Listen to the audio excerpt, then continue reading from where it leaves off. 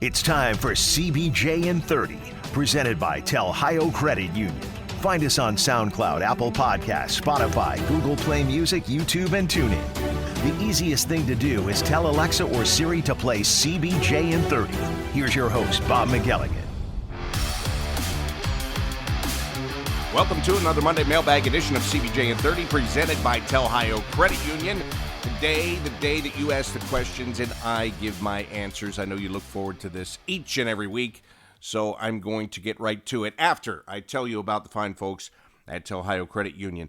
Telhio Credit Union has been providing great service to people in central and southwestern Ohio for a long, long time. They are people persons. That's what they do. They serve, and they make sure that what you do with your money is what's best for you.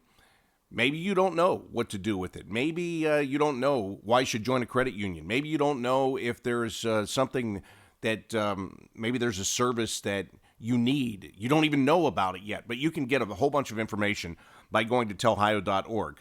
Just surf through the website, click on the different tabs. You'll be able to see all the different services that they provide at Telhio Credit Union. And if you have any questions, and if you're surfing during regular business hours, there's a live chat option on the right-hand side of the screen. You know, it's the holiday season. Maybe you need a little extra cash, maybe a personal loan or something like that. Again, just go to telhio.org, and you will be able to get all of the information about ways that they can help you. Telhio Credit Union is federally insured by NCUA. All right, let's get to the questions. Voice questions first, and we'll start with the ladies. Hey, Bobby Mac, it's Lauren from Florida. First, I want to say that I hope you and all the CBJ community had a wonderful Thanksgiving. And I want to thank you and Jean-Luc Grandpierre. I listened to Friday's episode of CBJ in 30, and I appreciated you guys validating the way that I have felt and the way that I'm sure a lot of people feel about listening to yourself on a recording or watching yourself in a video. It's not always the most pleasant thing. And with that in mind, I am going to keep my question brief since I will probably have to listen to this again on your podcast. So my question for today is, how much would you attribute our current consistency to Boone Jenner's leadership now that he's the captain? I really notice the team, even when we lose, like we come back and we play these games and we're in it, we're back and forth, we're tied up, and we even find a way to win a lot of the time. And even when we lose, it's not a horrible loss. And again, we come back and we win the next game. And so I'm curious how much you attribute that to him, because he has been coming up with those goals that we needed. And he has really seemed very level-headed, never getting too high or too low, as Cam Atkinson used to talk a lot about. And so I'm curious about your thoughts on that and just how much you credit that to him. Do you credit it to the other veterans that have joined our team? Or do you even credit it to just a level of maturity amongst the young guys who've joined the team? So thank you for taking my question, and I look forward to your answer. Well, Lauren, thank you very much for that question. You made me think there.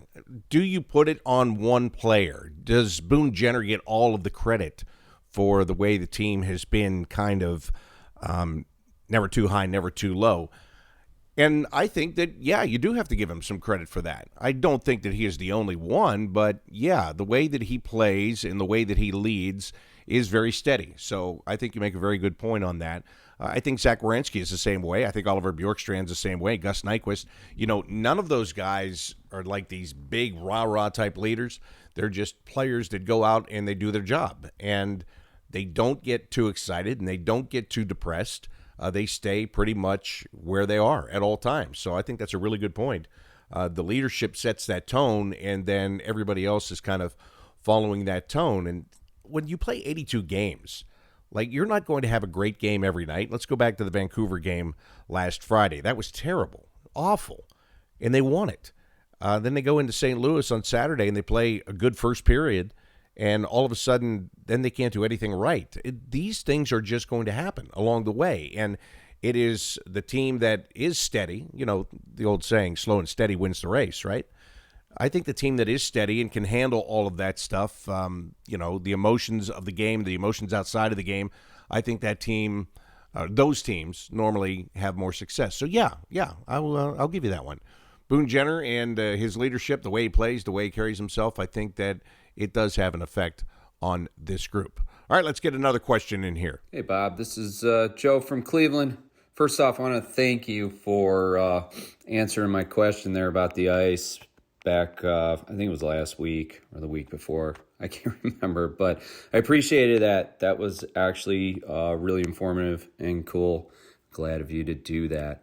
My question today is in regards to Korpisalo. Now, that game on Saturday, definitely the defense and the Jackets playing in front of him did not do him any favors. I mean, that Chinakhov turnover with Tarasenko to the whoever that other guy was on the Blues, that was undefendable, and Chinakhov really made an error there. That set up that pretty much 2-on-1. But I've noticed over the years, and I went through Korpisalo's stats, and I'm starting to think that he's a guy that I don't think is plays well as a backup. I know the backup position for goalie that's a tough call to do. That's a tough job to do. Looking at his stats, any of the years that he's played 30 games or more, he's in over the 90%, clear over the 90%. Last year he had 31 games, and I mean the whole team stunk last year, so he was, I think, 89, almost 90%.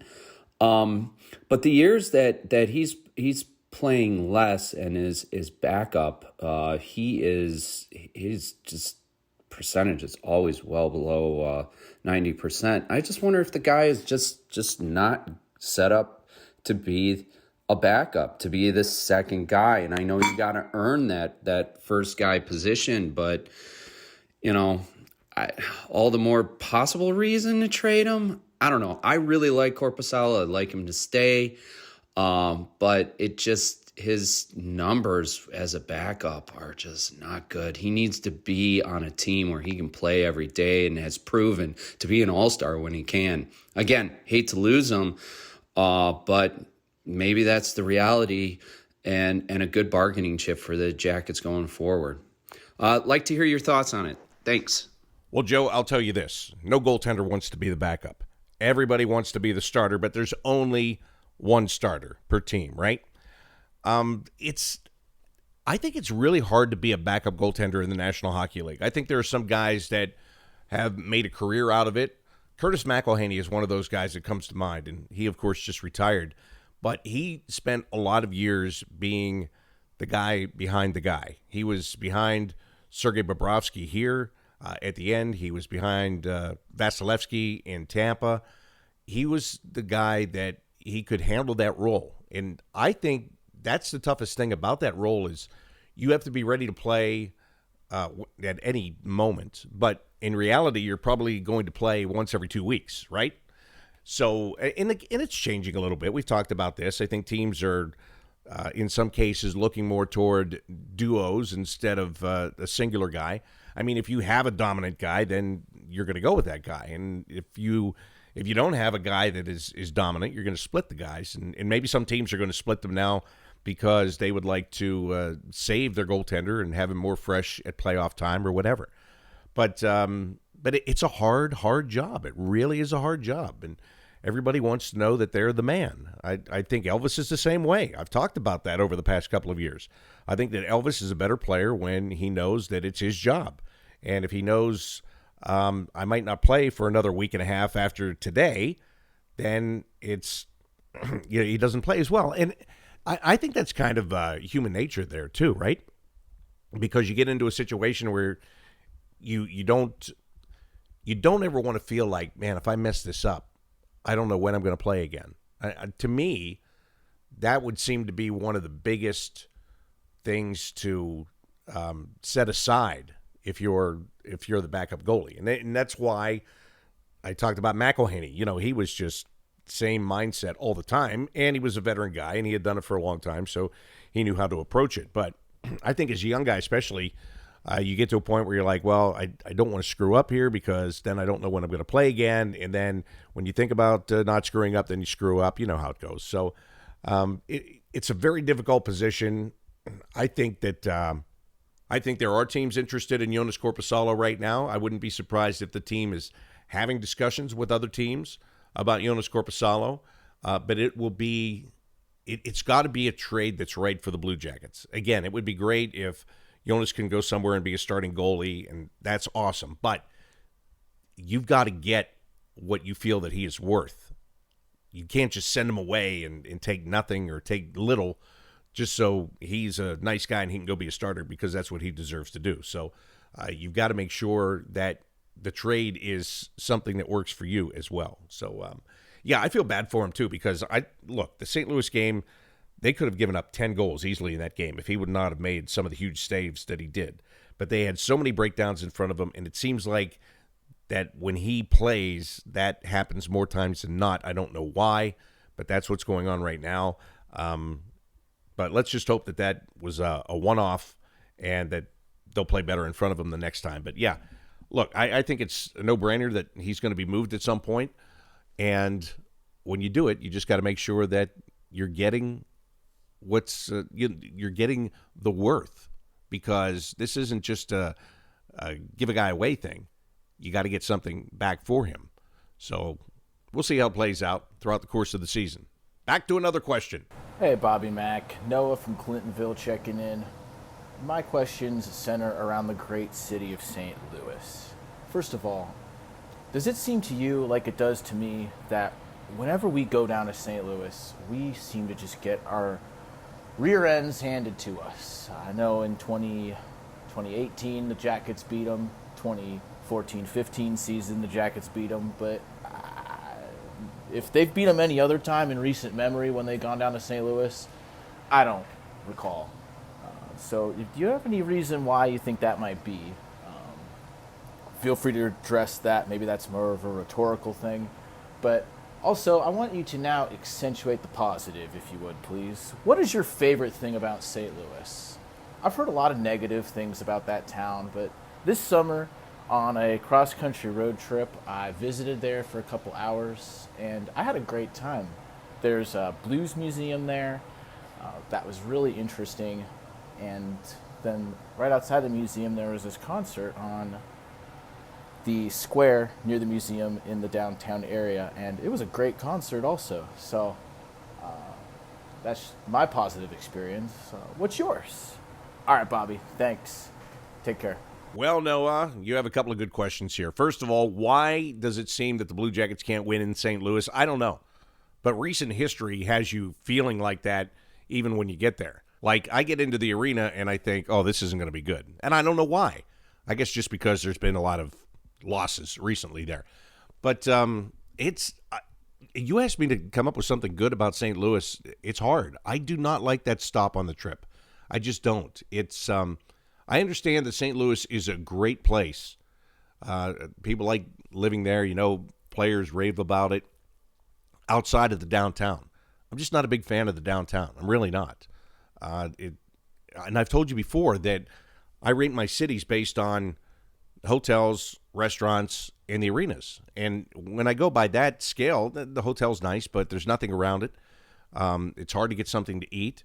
The arena, they pumped a lot of money into that arena, and it looks better than it used to, but it's still just, to me, blah. There's nothing so special that I have to be there, you know. So it's tough. And, you know, the players aren't thinking about that kind of stuff, I'm sure, but it's just a weird. I'm glad we go there one time. Let me just say that. Now, as far as the positives of it, I'd never been to the Blues Museum. The other day, I did take a picture and I tweeted it because I was walking back from the rink, and it was a nice day, and I stopped, and there was a little outdoor ice rink, and people were skating, and that was good. That was fun. And I turned and I looked at the arch, which to me, the arch is the most positive thing about the place. I mean, it's to me, that's what is St. Louis, because you can look at the arch and you know exactly where you are, right? But I turned around and the arch was, you know, framed over the Capitol there, and then I remembered that I'd taken that picture, I don't know how many years ago it was, 15 years ago, when I was called up and filled in for George Matthews, and we went to St. Louis and played. Lost that game too, by the way. But that that's a positive. When I think of St. Louis, if I want to think about something nice about St. Louis, I think of that picture of the way that the Capitol is framed by the arch. And after that, to me, it's play the game. Let's get the heck out of here. So that's not nice, I guess, but it's just true. You ask me what I think, and, I never shy away from telling you what I think. All right, let's get to some those questions, of course, were sent to me via my email, bobbymac@bluejackets.com, so you can do that anytime, BOBBYMAC@bluejackets.com. Now let's go to Twitter, @BobbyMacSports, and see what is going on there. David Halderman says, what's Boone Jenner doing to continuously be removed from the face-offs? I've not seen anyone else booted out so regularly. That's a great question, David. I got to ask him that. I know he's always trying to get that advantage. In other words, he's trying to cheat a little bit, but he has gotten thrown out a lot lately. So I don't know. Either he's not good at cheating or, again, it depends sometimes. It depends who the linesman is, and you're going to have better relationships with some than others, and every player will tell you that. They'll look at the sheet and they'll see who the linesmen are. The face-off guys, they will definitely do that because they want to see who they're dealing with throughout the course of the night. So I don't know why he's been kicked out so much, but I'll ask him because I'd like to know the answer to that question too, quite frankly. The guy Vlad calls has this question. What is going on with Emil Bemstrom? Well, Emil is here. He's on the trip. He is skating. He is practicing. All of those things. But that's what's going on with him. He hasn't been activated. He's not ready to go. They're not ready to put him back in the lineup. And he is in a tough spot right now because who do you take out of the lineup to put him in? And that used to be cut and dry. It used to be easy to figure out who was coming out of the lineup on this team. Think about it. I mean, last year I could have pretty much told you every game. This guy's coming out. Oh, Stenlund's coming out. Oh, this guy's coming out. It was just different. I mean, this is a pretty good, solid lineup. And, Gregory Hoffman was a guy a couple of weeks ago that he got taken out of the lineup, or a week ago, whatever it was.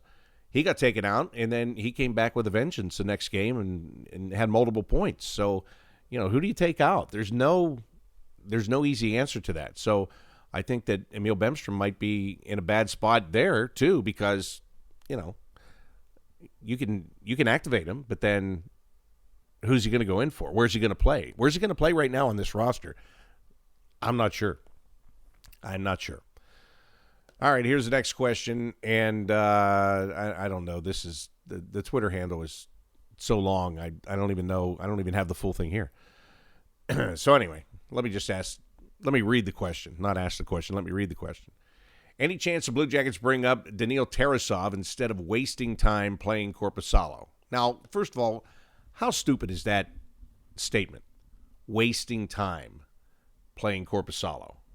Right? So you would rather waste the development of Daniil Tarasov by having him come up and be a backup to Elvis?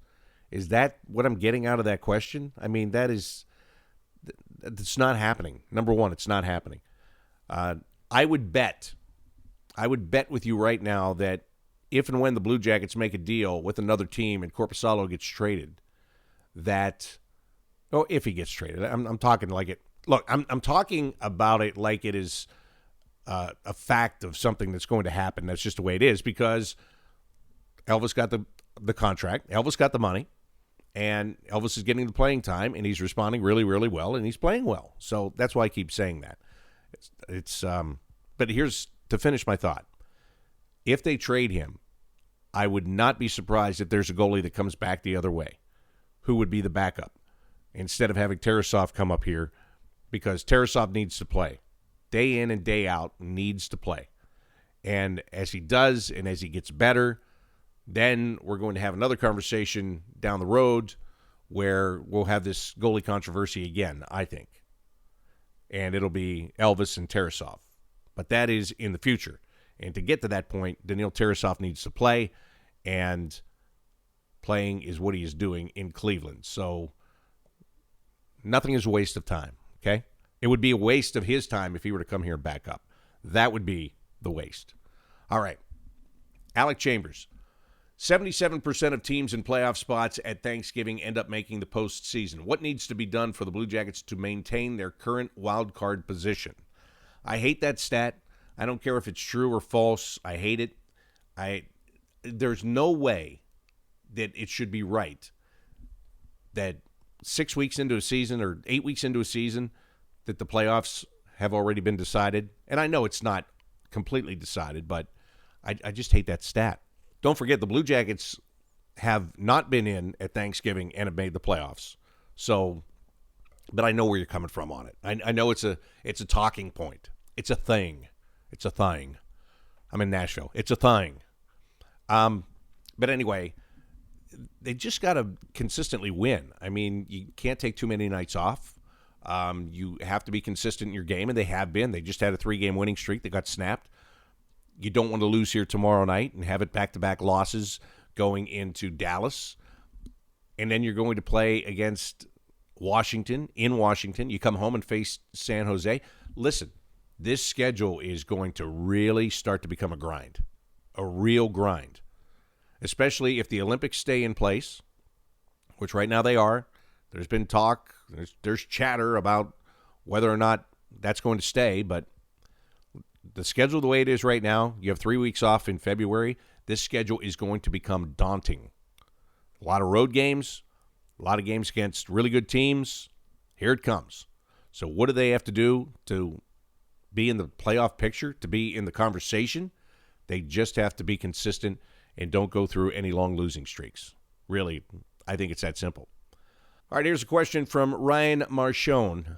What are your thoughts on Gavin Ruther? He hasn't really stood out in a positive way to me, and I'd rather give a long look to Gabe Carlson instead of playing Ruther, who I don't see as a fit in the long-term plans. I'm going to hook this up with this other question from Jen Marie, who says, what's going on with Gabriel Carlson? I thought he was coming into his own, and now he is being scratched for Gavin Ruther. Just curious if you have any insight. So I can put all these together, and let's talk about these guys. Gavin Ruther does not stand out, and that is a compliment. That means he is doing his job. When you're a defenseman that plays the game that he plays, if you're standing out, it is because you're making a mistake, and it is obvious. I think he is steady. I think he's a pretty good puck mover. I know he can shoot the puck. I've watched him shoot the puck, obviously. I have no problem with him. No problem with him whatsoever. And he's just gone out and he has been himself. Gabriel Carlson, to me, the biggest problem is he's got to, whether he wants to do it or not, he's got to have some kind of an edge in his game. Talked about Andrew Peak during training camp, still talk about him now. Why am I talking about him so much? Because he is playing a certain way. He's playing with an edge. He is noticeable. Okay? Well, yeah, I just said you're only noticeable as a defenseman if you're making mistakes. That's not true. If you're playing that physical style, you're also noticeable. Gabriel Carlson, if he would put that in his game with his size, I think that he would be sitting in a good spot to play for a long time in this league. But he hasn't done that. Gavin Ruther just goes out and does what he does, and he does it well. So, Carlson's had his looks, and he's here, and he's skating every day. It's about who's going to help you to win. And right now, that's Gavin Ruther more than it is Gabriel Carlson. And, I don't know what the future holds there either, but I have no problem with Ruther playing in these games. I have no problem with their use of him whatsoever. All right, so there are the questions that you have for me today, and more importantly, there are my answers to your questions that you have for me today. The Blue Jackets are back in action tomorrow night. They are in Nashville. That's where I am right now. I told you that once. In Nashville to take on the Predators. Game time is 8 o'clock tomorrow evening. Pre-game coverage starts at 7:30 on the Blue Jackets radio network, and that will be on 105.7 FM in Columbus, by the way, tomorrow night, just so you know. 105.7 Columbus Alternative is where you can find the game on radio tomorrow in Columbus, all along the Blue Jackets radio network as well, and TV pregame on Valley Sports Ohio also starts at 6:30. We'll see if the Blue Jackets can pluck the right strings, hit the right note, whatever stupid cliche you want to use. We'll see if they can get the job done here in Nashville tomorrow night. Once again, thanks for all your questions today. That'll do it for the Monday Mailbag edition of CBJ in 30, presented by Telhio Credit Union. Until next time, I'm Bob McElligott saying so long.